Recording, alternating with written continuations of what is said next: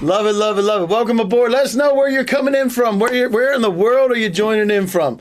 Where were we? Were you on with me, Brian, where we had somebody from like South Korea or something? I don't know. Some of the things I've done, it could have been Dave. Just pretty amazing. It is crazy. It's pretty crazy. Welcome aboard. Sally White's in Maryland today. Yep. Are you here, Sally? I don't see. No, I think she's coming. She's at a conference. She's at a conference. But it's going to be 80 degrees in Maryland. That's a beautiful 3 weeks ago, thing. it was 6 degrees.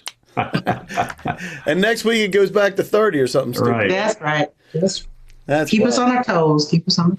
That's exactly right. Well, good to see everybody. The weather's changing just like government contracting, isn't it? Wait, that way. I love it. We're going to be talking about leveraging change to win. Today, it's a big deal, isn't it, Brian? There's a lot of change. I mean, a lot of change. Crazy amounts of change. Every time you turn around, there's crazy amounts of change. And I'll be pumping what you got coming up, Brian, and Denise as well. We got stuff happening with you. I am going to be giving away books today for everybody that signs up for Sam Radar. So if you guys sign up for Sam Radar today, you will get a book, Who Moved My Cheese? It's one of my favorite books, and it is absolutely relevant today. And I know Rafa created a parody, right? Right, Rafa? That's right. Who moved my government cheese? Who moved my government cheese? That's right. Special edition, yeah. That's right. So we will be talking about that today.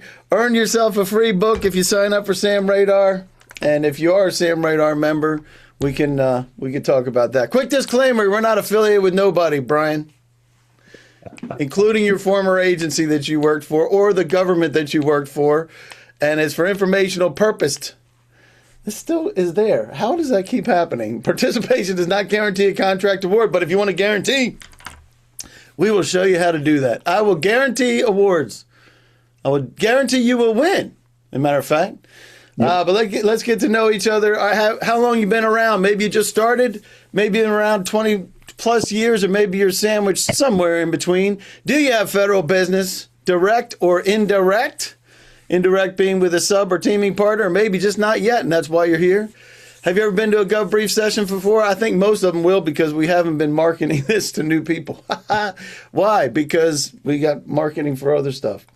A little bit about ISI Federal. I'm going to show you my resume, Brian. Have you ever seen my resume when I started? I don't think so. In Federal? This is the front, and that's the back. It was actually shorter than that. It was an index card. It was index card size. It was still blank, right, Rafa? So we have booked a lot. I'll tell you what, this is weird. This is a weird thing, because this is old slides that are here. Anyway, Dave, you pulled the Kramer. You pulled the Kramer over that day. $2 billion in business now. I'm sorry, what you got, Rafa? I said you pulled the Kramer that day. I did. They said, we are prepared to offer you $12,000. You said, I'll take it. You could have asked them for more. Right? That's right. So anyway, we have been around since 2009. Learned a little bit in there. Just a little bit, Brian. Just a little. All right. So the hot seat, if you need help with marketing, that's what we do.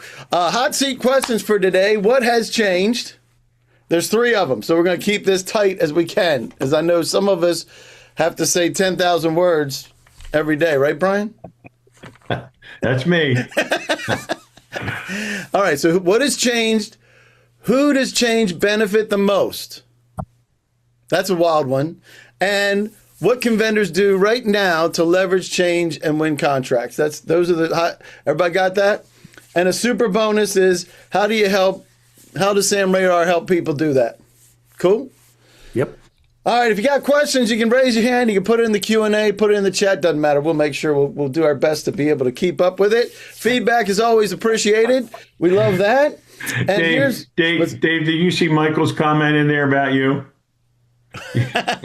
Michael, he's been in business 17 years and is not homeless, so he might know every once in a while, Michael. Exactly. Every once in a while. And, even a blind squirrel can find a nut. Exactly.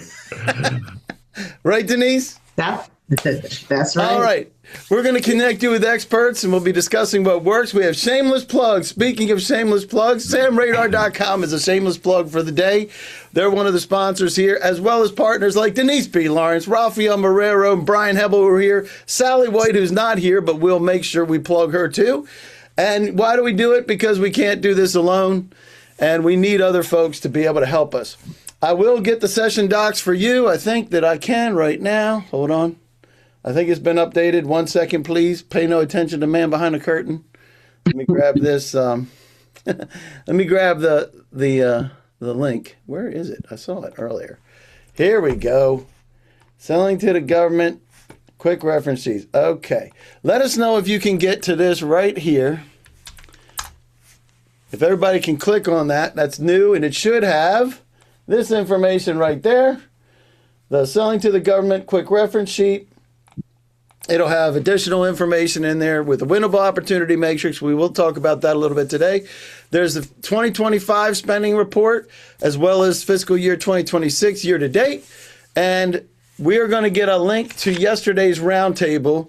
For those of you who are not part of Sam Radar or haven't been to the roundtable, it is an exclusive group. It's a networking group that is assembled by folks that either come to some of our sessions, Brian's sessions, Rafa's sessions, Denise's sessions, or my sessions, and we include that so that we can help each other do business in the federal government. I will get that for you.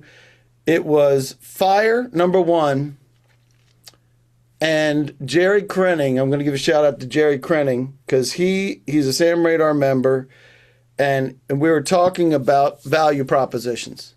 It was a clinic on value propositions and what value means and who you have to be valuable to, because it is wild. It was wild. All right, so but I'll get those links for you as well. So what is the 2025 spending report that you just got the link for? What does it tell us? All this data is provided by two different federal systems. When FPDS was still in business, now it's no longer in business. It's now all on sam.gov, ladies and gentlemen, if you don't know that already. So two different data sources, FPDS. What is FPDS, Brian, and what do contracting officers use it for? Well, anytime you do a mod, an award, $0, $100, $100 million, you got to put 250 fields, I forget the number of fields, of data in FPDS, or now sam.gov. Or now sam.gov. So, and sam.gov is where you posted stuff for solicitations, right? Correct. For opportunities, right? So those are the two systems. So looking at it by... Well, for very few opportunities. For very few opportunities. And very few opportunities, you did what? Post in sam.gov. That's exactly right. So you're setting me up. I love this setup that Brian and Denise gave me. This is relative to the number of offers received. So more than 5 offers, most of the time you're gonna see those on sam.gov. Not always, because sometimes they're restrictive a little bit. But look at this as number of offers received, not reported. And what does not reported mean, Brian?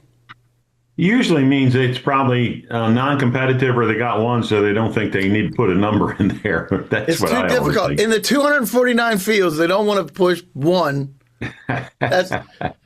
Just skip over it. That's right. All right. So take a look at this. So 80% of the contracts, 60% of the dollars, no competition. Thumbs up, everybody here, if this is where you want to be. If this is not where you want to be, please disconnect from this session immediately. All right, very good. Now, how about this one? 5 offers or less, 89% of the contracts, 93% of the dollars shortlisted. Thumbs up if this is where you want to be. And if you don't, please leave this session immediately. As we mentioned, very little goes on sam.gov. That's what Brian said. Brian was a contracting officer for how many years, Brian?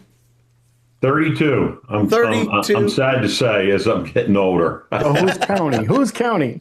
Exactly, Raphael. Who's counting? And here's the difference. 6.7 million and change. When I heard this, back when my resume it was a little bit longer than this one, but somebody introduced me, said, have you ever heard of FPDS? And I started looking and I saw this trend. This is what changed. I knew for a fact that I had to do whatever was necessary to be on this list, the shortlisted list with individual contracting officers like Brian, so that I could be the number one guy. And so I'm going to end the poll right there. I'm going to get to the next poll and ask you if you knew about the 98%. Maybe you knew about the 98% and you want some. Or maybe you knew you were missing some, but you didn't know it was 98% and you still want some. Maybe this is the first time you're hearing about it and you want some. Or maybe you don't believe me.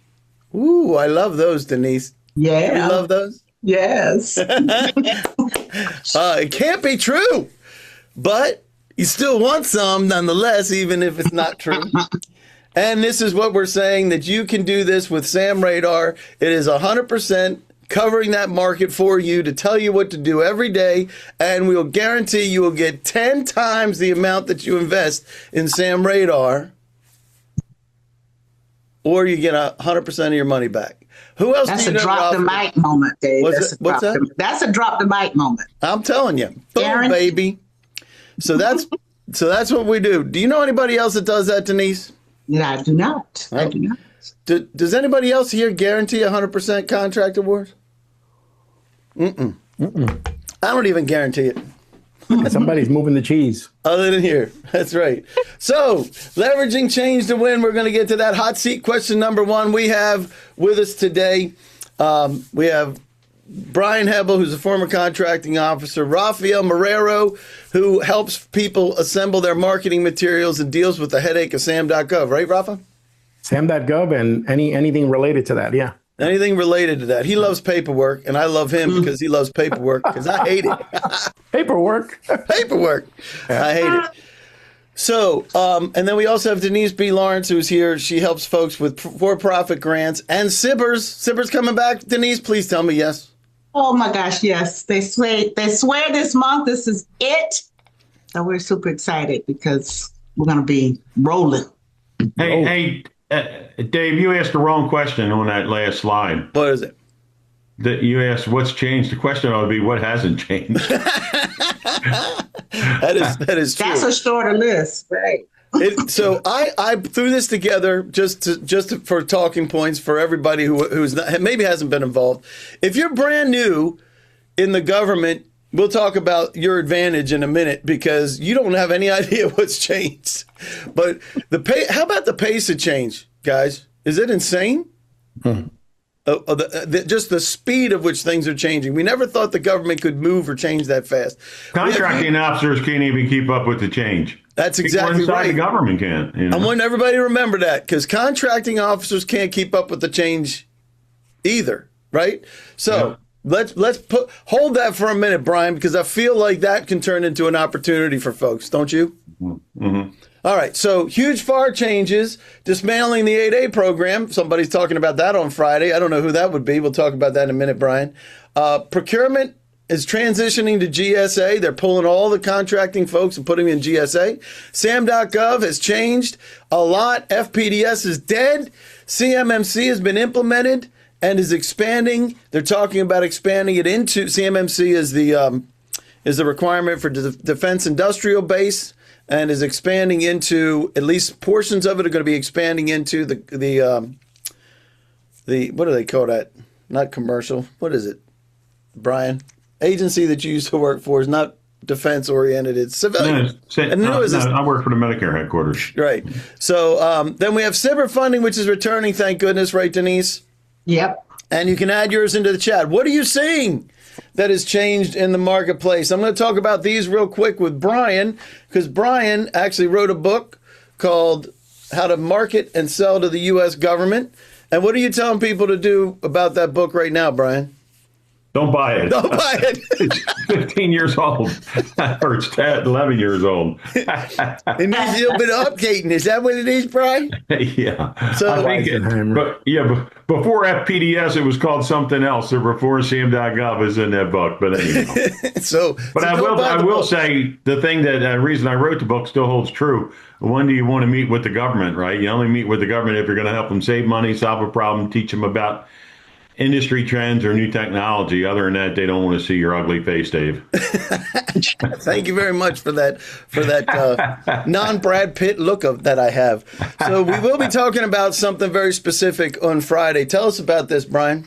So we're going to be talking about really what's going on in the 8A program and just some news out the other day. Dave and Dave and I are doing it, researching it yesterday, where there was 650 companies are now being suspended. They're actually going through the termination process of them. But what we do is go through everything that's going on in the 8A program, and at the end we provide you with a spreadsheet of the 12 months out and all the 8As that are expiring. But even with that 650, I think it was 658, Dave, there's even more opportunity. Now, the SBA didn't tell us who those 658 companies are. But, it's just we're hearing in some agencies, they're saying don't use the 8A program. Again, other agencies are still using it. So, there's a whole lot of up in the air about what's happening with the 8A program, particularly with it continuing to be under fire, as we see. And you are going to be including an expiring contract report with all the contacts, right? Yep. The contracts that are in sam.gov. Yep. I love this because this actually, we charge $750 when we do it. So everybody, I think this means opportunity for everybody, whether you're 8A or not. Leveraging this, we're going to talk about that change. So instead of buying that book, sign up for the program or buy my CPARS book. Or you buy the CPARS book. That's right. Right. I'm going to go to GovBrief and grab that. You can find these on GovBrief. You can see this. There's I don't know who this guy is, but this is the one for Brian's session on Friday. I'm typing it in right now. Boom, there you go. There's a link to the session, and I appreciate that. So Brian, you do training on the FAR. You've seen a lot of changes on that. So what else would you like to add? You mentioned that it's really not what's changed, is what's actually not changed, right? Yeah. Well, I mean, really, if you look at FAR Part, and I'm just kind of hopping on and not thinking, but really some of the major things is really FAR Part 8 with GSA. GSA now, FAR Part 8 is 2 paragraphs, and they moved all that information to the GSA manual. Has anybody ever read the GSA manual before? I don't know. Or the GSA regulation, and now they actually had the GSA regulation and the manual together, and now they're separating them, and they're having a new thing called a GSA handbook, which is the internal guidance on how what the contracting officers are going to do, and then you have the GSA regulation. But I don't know anybody, including myself as a contracting officer, and if anybody has said they've read the GSA regulation, give a thumbs up, and let's see if we got one. But you have to go to the GSA regulation to read what's in FAR Part 8 and the internal GSA guidance that the contracting officers use. That's still online, that you can see that from that standpoint. But FAR Part 8's gone. But beyond that, FAR Part 19 with the small business set-asides is big, with the changes in there. FAR Part 15.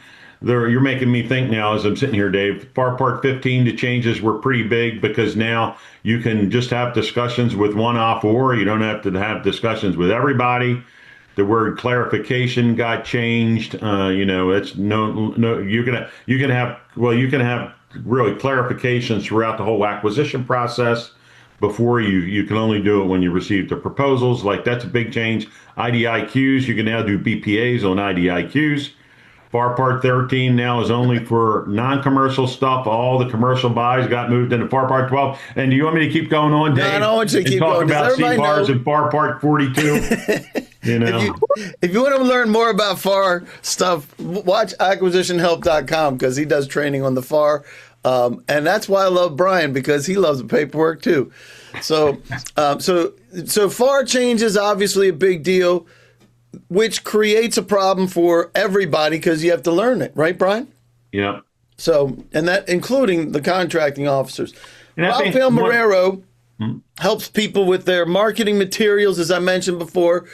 Rafa, what are you seeing as part of the changes? And you got some interesting news for us that you put out for everybody that was on the thread prepping for this just about 10 minutes ago about some exposure that you're getting in the government. So we'll talk about that in a minute. Talk about the change first that you're seeing from your perspective of what's happening change-wise. Well, there's a lot of consolidation of the procurement vehicles and everything they're trying to fold everything into the GSA shop, right?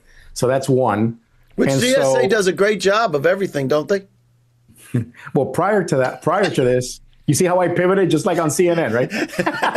Right. I'm not answering that question. I'm like, whoa. Hey, Raphael, interesting when you say that, though. I was just at a conference talking to a GSA. They fired half the people in GSA, but they're moving work there.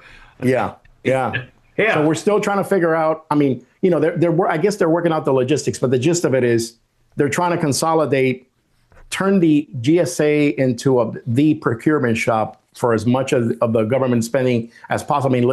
I mean, it makes sense from a logical standpoint. The problem is they don't have all the irons. They don't have all the kinks worked out, and it's in the how that plans fall apart, right? So again, this is not intended to become a flippant statement or take a shot, a cheap shot at anyone. I'm just saying they need to figure out the logistics of how that's going to take place. That's the way I would phrase it. And then one very important thing, Dave, before you had about maybe $40 billion, if that, per year that were purchased through GSA schedules, right? And when you really look at that, and that's on the generous side, right? When you look at that versus $650, $700 billion a year in annual contracts, not to mention $500 billion in grants that the government gives out, right? And issues, you're looking at, more than $1 trillion and where only $40 billion represents this much compared to what the government is actually doing via GSA. So it's going to be interesting, given the recent staff cuts, to see how they're going to meet demand with so much volume, concentrate everything into single, organized, and coherent contracts that don't have like a gazillion extensions to them. So that's going to be interesting. There's a lot of change. There's not enough information. I think that there's a lot of logistical matters that need to be addressed still. So it's a work in progress. What I would tell people don't give them suggestions yet. Okay, we're going to hold off on suggestions. Hold that thought, because I think what happens is I want to get your analysis on how we can turn that into opportunities. Sound good? Yes. So Denise, so we can chat about this. I'm really glad to hear about the CBIR, but I'm going to share that in a minute. But you handle things for grants. What are you seeing in grants, as well as just being able to respond to RFPs? What are you seeing about that world, the changes that have happened there? Well, I am seeing a lot more RFQs than RFPs, a lot more hitting. And of course, Sam Radar is where we find a lot of that good stuff. And so, bonus for Denise. Hello. So you got to be ready. Got to be ready. I mean, that's the word of the day, because the changes are happening. But if you are waiting until they come to get ready, you blew it. And so that's just the world we're in, whether it's grants, with CBIR, or RFQs and RFPs and RFIs, and just responding to things in real time, because they're not giving you much of a window, a couple of days here and a couple of days there. And you're actually starting a brand new series on CBIRs, and we're really glad, because we were looking at doing this in January, and it's like, hold on a second, they haven't done anything. It's a little unsure, right? Yeah. Right. So it's supposedly the reauthorization is before the Senate. It's going to be a 5-year reauthorization, which is awesome. We're going to have to go through this for a minute. But we know what the changes are, and they're all good stuff thus far, which is wonderful.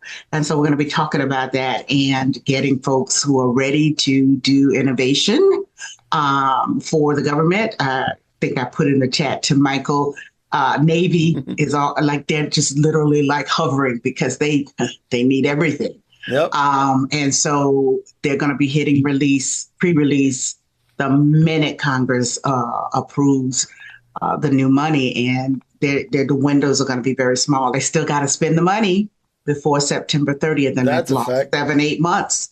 So this is not the time to think about it. This is the time to be ready. I love it. I'm gonna throw in just a minute on this. I do want to call out Michael's comments in here. DOW is recompeting a ton of contracts, even ones from the past 3 years that are still in their performance period. Hang on a second. I got to elevate Michael on this one because I think that elevate your speech. Yeah. Michael, can you chat? By the way, Michael is I think I can speak now. Yeah, that's awesome. Michael joins us on the Monday roundtables a lot. Michael, tell us what you mean by that and the changes that you're seeing in DOW, because I think that's a big deal.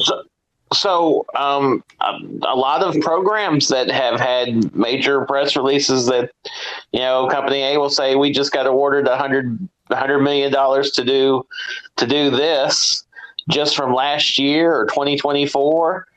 They're already looking for replacing them, either replacing the program or replacing the person doing it.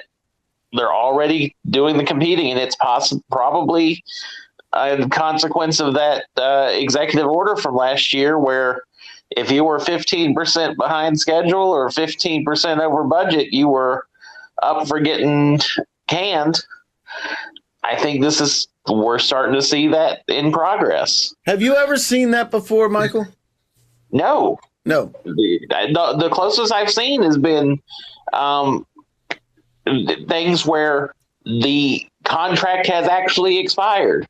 It was a period of performance of 5 or 8 years, and then they say, here you go, we're recompeting it now because it's been 5 to 8 years. Let's see if we can get something better. This is programs from 18, 24, maybe 36 months ago getting recompeted now. Michael, could you post that executive order in the chat? I'm not familiar with that. I'd love to see that. We'll take a look, see if I can find it. It is from last June. Last June? Okay. Yeah. Well, that's pretty cool. There you go. So Michael, I'm just, this is wild. So you're saying, so they're doing sole source? No, they're pulling the existing contract and recompeting and posting. Before the ultimate completion date. Right, which is, I get that part. I'm just trying to figure out how they're recompeting. Are they doing it one-on-one, or are they putting it out to the masses? They are currently, a lot of the RFIs and RFQs I'm seeing are for replacing existing contracts that have just been awarded. That makes sense why I'm seeing so many. Mm-hmm. Yeah. And Nikita's here. Hold on a second. I got to elevate Nikita. Yep. Hang on a second. Michael, are you seeing them on GSA or SAM.gov? SAM.gov. Okay. Particularly, Air Force is doing a lot of them, Air Force and Army. Oh, wow. I haven't seen much out of Navy doing it or Marines, but Air Force and Army have several of them in the past. I mean, I've got 4 of them I'm preparing RFIs for right now that are recompetes of things that have been awarded in the past 18 to 36 months. I will say that I did not see several of these come through the first time around. So they were probably sole source non-competed contracts to begin with. Yeah, so I wonder if they're doing RFIs, but then they could still put it on GSA and do limited sources. Is what I'm thinking. They might. Yeah. Let's see. So just as Michael, go ahead. I'm sorry. Go ahead. I was just asking Michael, on the ones he's been reviewing, have you seen the line where they say, if you have a GSA contract, please put it here on the RFIs?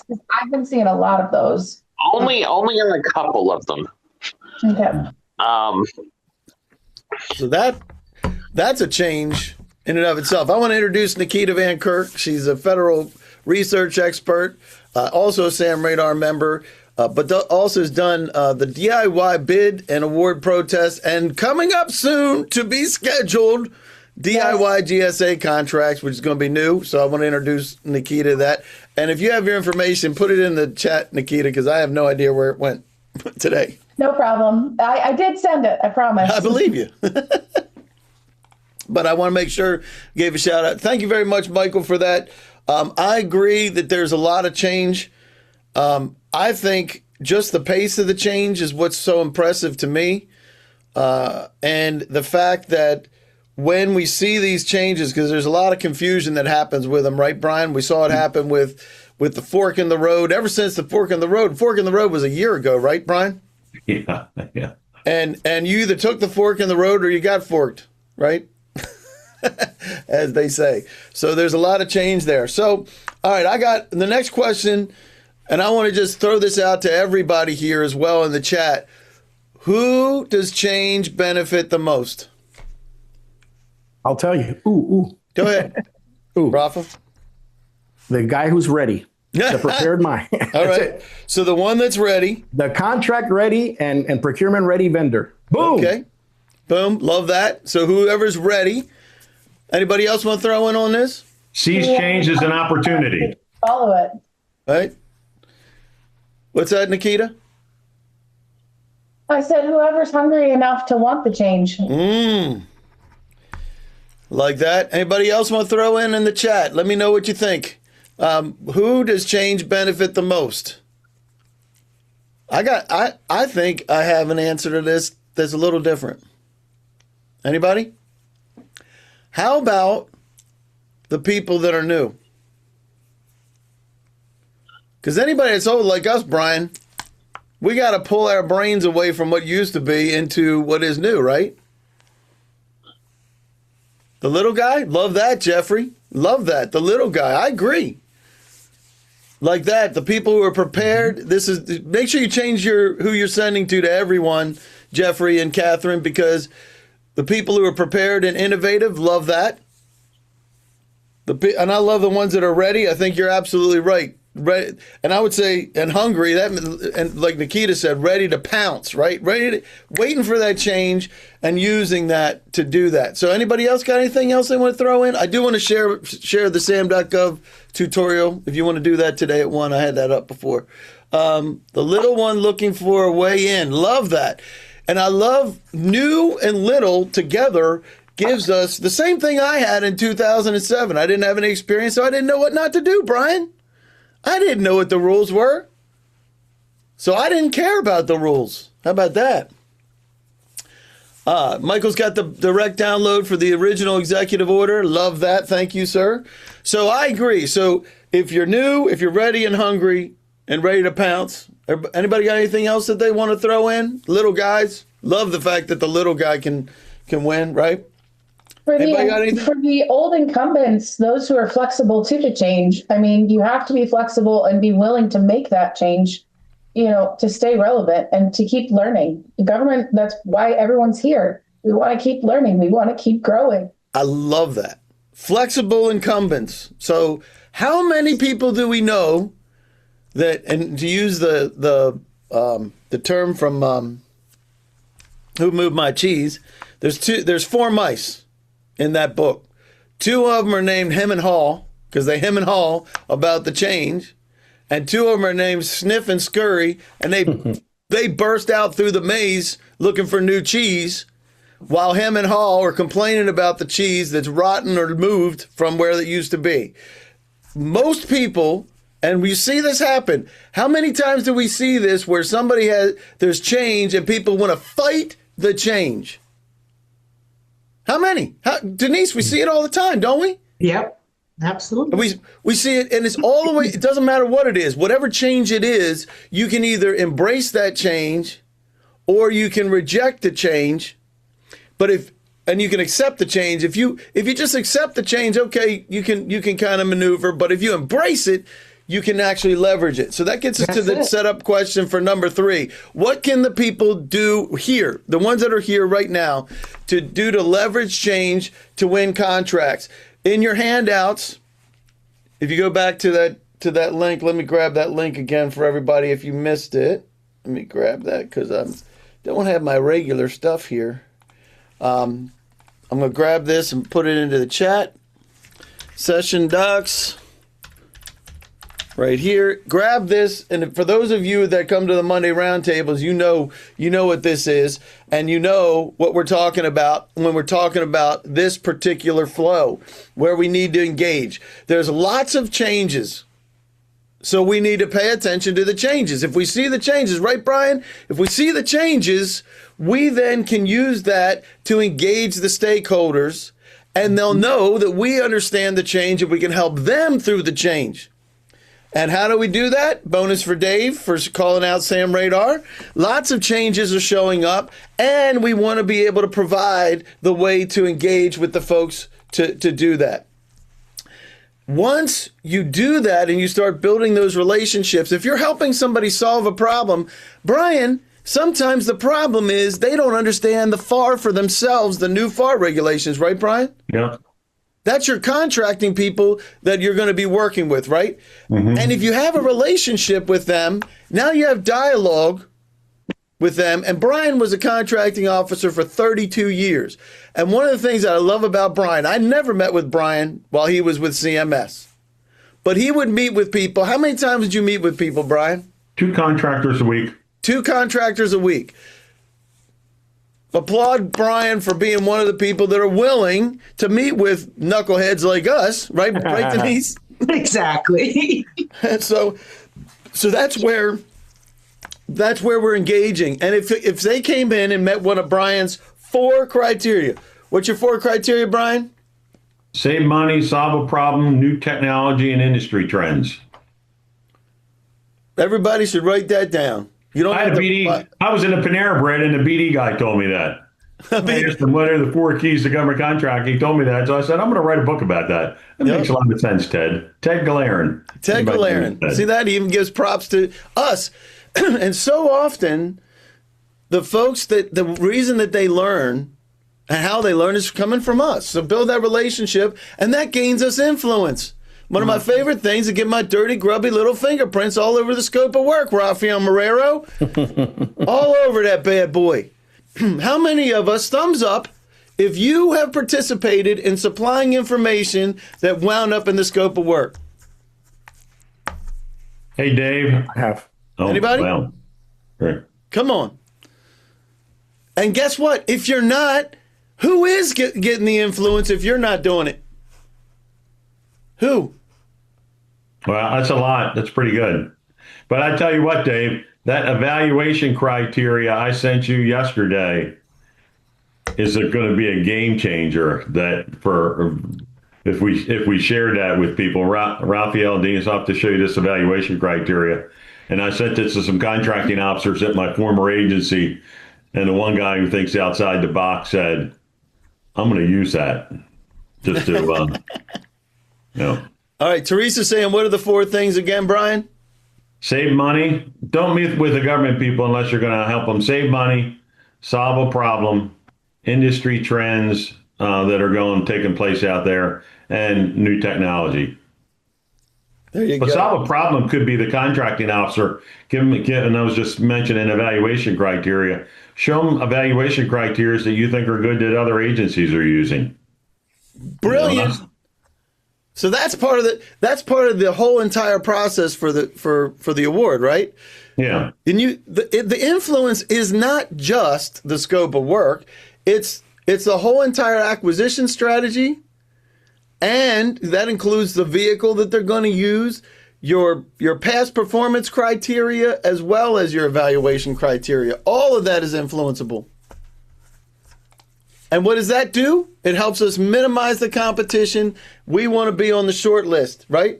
That's what we're talking about. And then once we win, we want to build a moat around our castle, fill the moat with alligators and snakes and all kind of stuff to be able to protect that from our competition. Does that make sense for everybody? And the free bonus for today is you get a free Who Moved My Cheese if you sign up for Sam Radar today, because this is what we're talking about. Sam Radar helps you identify contracts that are not hitting the street. It helps you engage with the contracting officers so that you can do exactly what Brian just said. But you can't engage if you don't know who they are, number one, and if you're not relevant to the contracting officer. Sam Radar helps you do that as well. So, hot seat question number 3. What can people do right now to leverage change to win those contracts? Brian, what do you think? I saw Rafa bolted So I don't know if he had to pick up a phone call. You know what? The one thing, one little thing that I heard, like in Homeland Security, I heard that they're actually putting out sources sought notices and RFIs, and if you don't, and you have to respond, or if you respond, and then if you do respond, and you're in the top 3 or 4, you are going to be on the short list. So I think one change from past to now is you do have to respond to RFIs and sources sought notices. I love that. So and it's almost like almost using that as like a down select, right? They are using sources sought for that. Go ahead, Nikita. Sorry. I respond to sources sought outside of my class. What happens if nobody in the designated class? So I've gotten, especially with IHS lately, they've been publishing Indian set-asides for RFIs, or not RFI, RFIs. And I still respond, and I let them know I'm small business, I'm here, I'm ready. And most of the time, by responding to those, it comes as a small business set-aside instead of an ISBEE set-aside. How do you like that? Responding to the RFIs that are out of my class. And let me just say, where can you find RFIs? You can find that on sam.gov. The tutorials today at 1 p.m. If you do not have the link, it is in the handouts. That's a shameless plug for, I don't know who this guy is that keeps on with the shameless plugs, but there you go. Speaking of shameless plugs, we have Denise B. Lawrence as well, who's doing the Cyber Shop. So these changes specifically, when you see a new change, we were talking. Michael brought it up too. They're starting to shoot out the RFIs for Cybers. Why would they do that if they're not going to open up the Cyber Shop, right? That's it. That's it. That's it. It's ready. We got to go. It's time to go. We've been waiting since October 1st. We have been waiting. And so this is a direct result of the change that's happening. And changes come in multiple ways, right, Denise? Yes, very true. So we're doing more than sharing with you what the government has changed. I am changing some things on my end that I'm going to be introducing to make this more, let's say, to increase our success rate substantially. And so, so folks who are coming into this first group going after this money when it drops will have an advantage that they don't have now. Yep.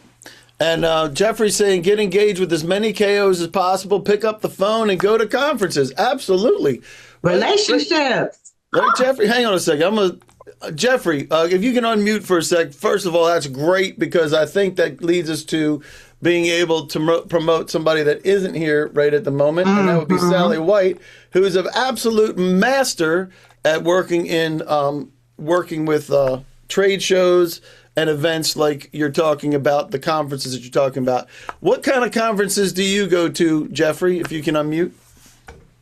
Well, I just left the government side. I took the fork in the road or the fork in the whatever you want to talk about here.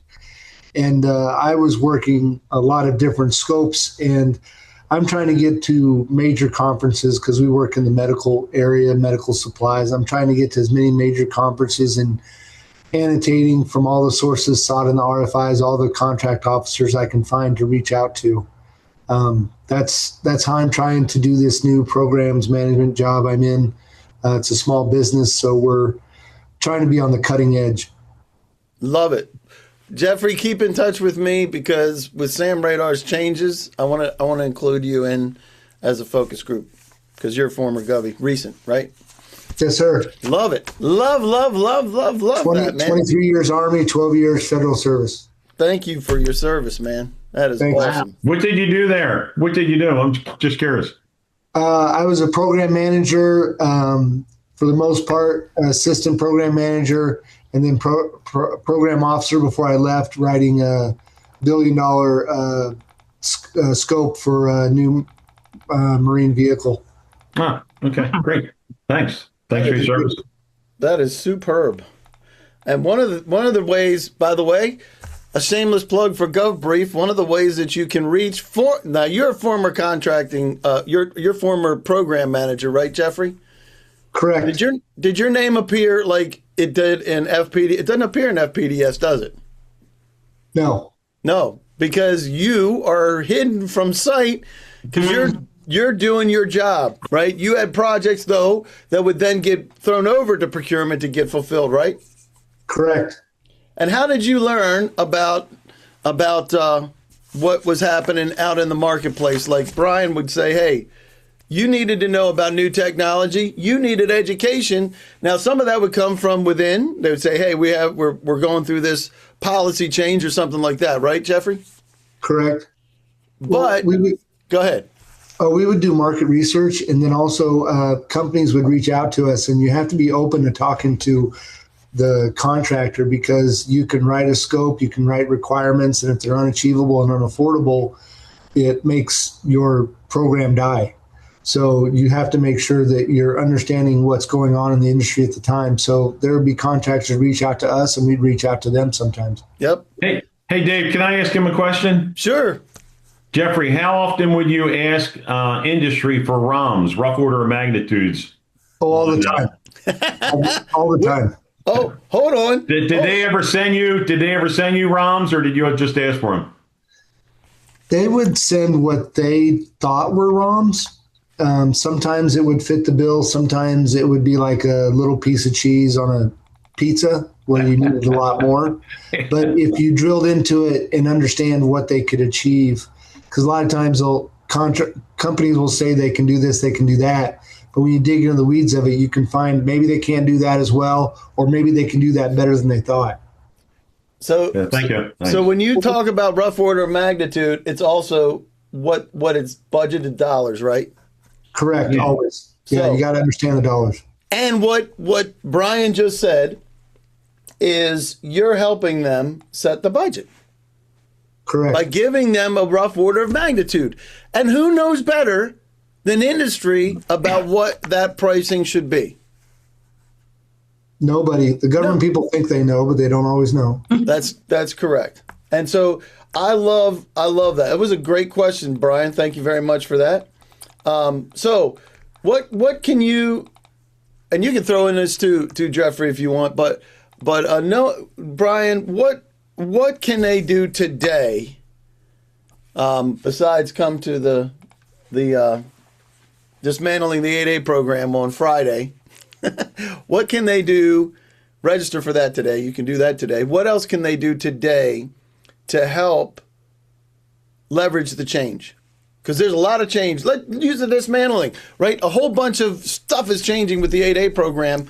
What can people do today to leverage that? Well, I think when you talk about those four things, it's solve a problem. And this problem the contracting officers have now, if it used to be you could award 8A contracts less than, they raised it to 5.5 million non-competitively. Now the FAR changed, and you have to consider doing a competition on GSA, right, before you could do a sole source, which means 8A sole sources are probably going away. So the contracting officers have a problem, right? They have these contracts that are expiring, and they have to figure out how could they award them quickly like they did before.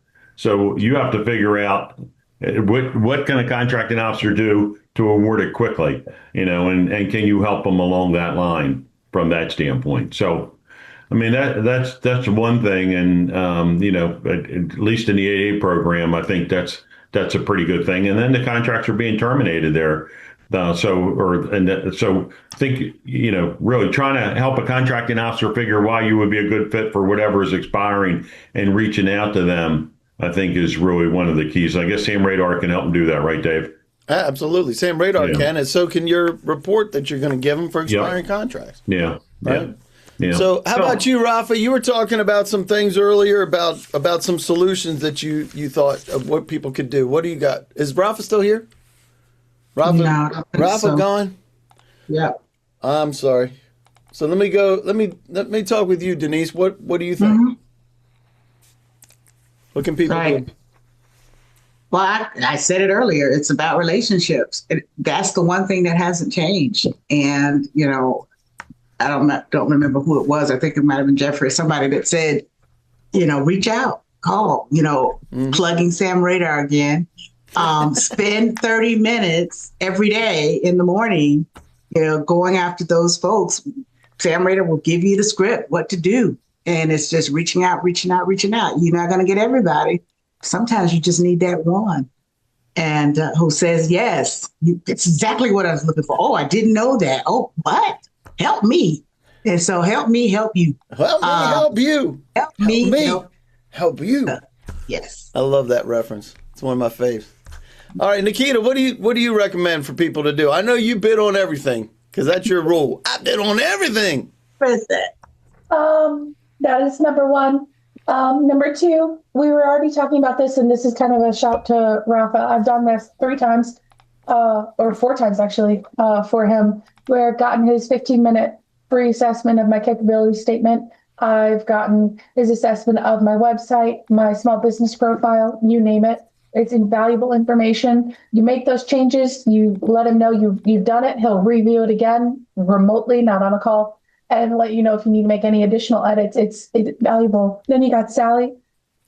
You want to connect with people. You want to go to those conferences. You want to find your niche, or you want to present at conferences and say, hey, I want to tell people what I do because they don't know my industry the way that they should. She can help coordinate that and organize that. For me, I'm watching those sole sources because if it's a small business sole source, I'm going to send in a protest if it's something that I can do. I got one of the best ones, and it took them a while to recover. I sent in a protest in November to a sole source set aside, and I was like, no, I'm a small business. I can do that too. They canceled the whole solicitation after we submitted. So the protest was submitted, they acknowledged it, reviewed it. The due date came. I still submitted on that, even though it was out of the parameter, right? And then they just reissued the solicitation last week. I already had all paperwork done. Is that everything? How many times have you protested total? Including my pre-award protests, probably 15 now. 15? How many have you won? 9. Folks, that's an insane percentage. So what are you doing? Agency? What are you doing? Agency protest and not GSA? I mean, not through GAO? Not through GAO. I'm doing direct to agency. Okay. I went up the chain once through, I don't know if it was, I think it was GAO. I went up through the chain once and they actually told me where I failed. And that was because I didn't do a pre-award protest. Oh, so you're doing it on sole source awards? I'm doing that on everything. If a solicitation has limiting language, I send it in. Because if don't mess with Nikita. That's the bottom. I'm putting that in here. I'm putting in Nikita's protest session because so you're going to do that. We got to do that again.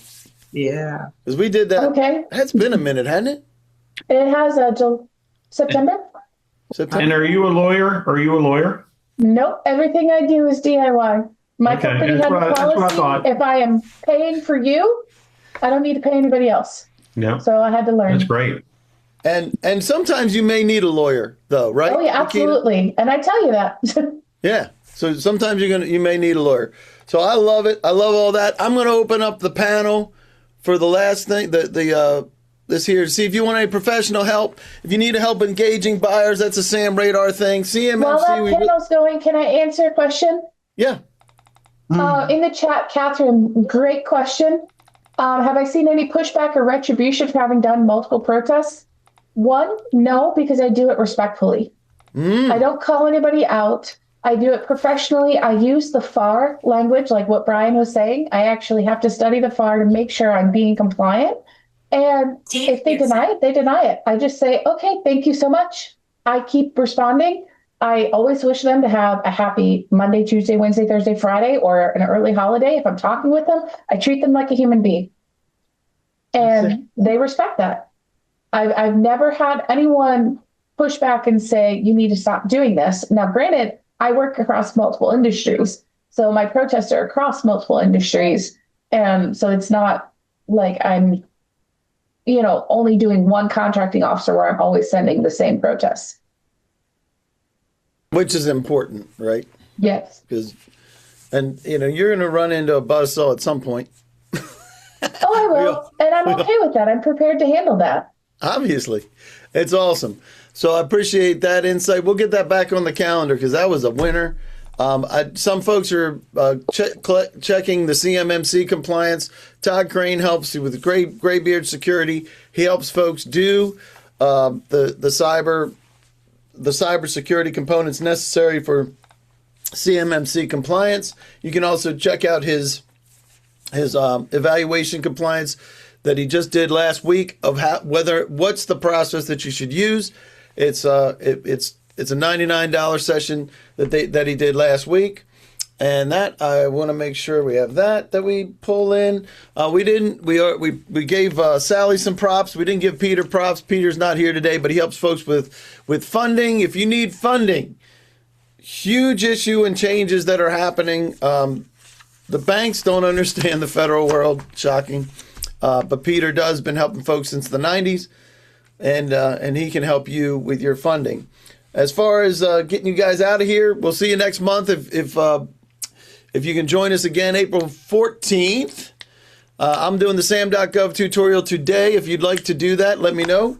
We can just go to GovBrief and we'll get you on there. Let me make sure I get that for everybody. By the way, you can just go to GovBrief and see everything that's happening. I just pulled that from the bid and award protest. But you can see all the upcoming events. We have the SAM.gov opportunity, the 8A program with Brian. I have unsolicited proposals next week. That's one of my favorites. We have FPDS is transitioning to SAM.gov.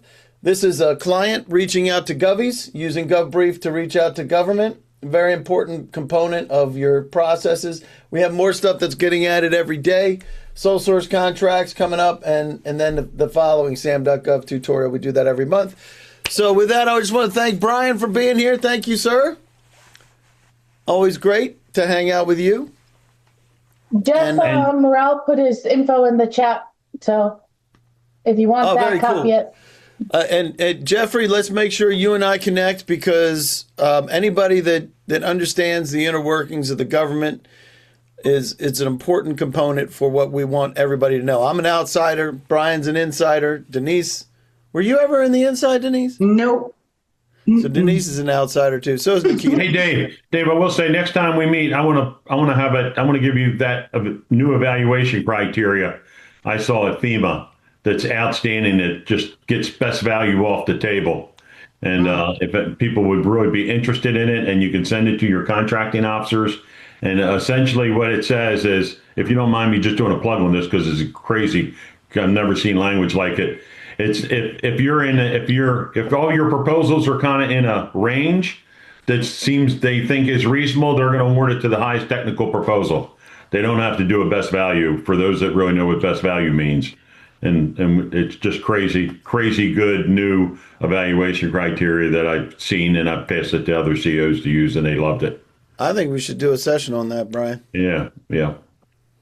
And writing to it, right? Yep. Well, I'm putting together. Don Black's here too, Dave. He just posted. Hey, Don. Good to see you, brother. All right. So any last minute comments from you, Nikita, before we jump? I'm excited. I've already started seeing at the end of contracting officers' emails when they have to have procurements in by. So if you do see that when they respond to you, take note so that you know if you're going to get your hands on those solicitations, you know when they all have to be submitted by to be on this contracting year's end date. So love that. Denise B. Lawrence, what you got? Any last minute things? No, just keep churning, guys. It's going to happen. Yeah. It's going to happen.